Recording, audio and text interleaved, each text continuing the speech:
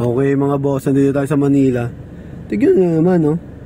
Naka-carry boy ng, ay carry boy, aero rack ng crossbar. Saka top load yung motor, ayun no?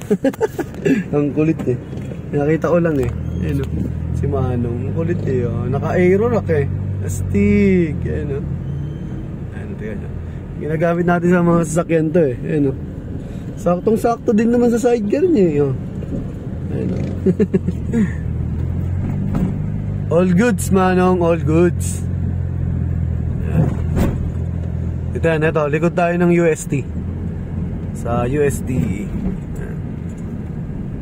Natuwa lang ako eh, nakita ko eh. Naka-aero rack na tricycle. Tapos saktong-sakto yung ginawa nila, ayun, no? Pinutulan nila para magkasya yung sa sidecar, ayun, no? Ang galing. Saktong-sakto, ang ganda tignan.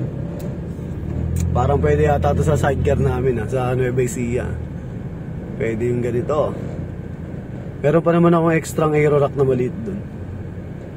Yan. Traffic tayo. Time check 12. Ang BRB natin. Nandito tayo sa UST. Sa likod ng UST. Ayan, UST to eh. Sa likod ng UST.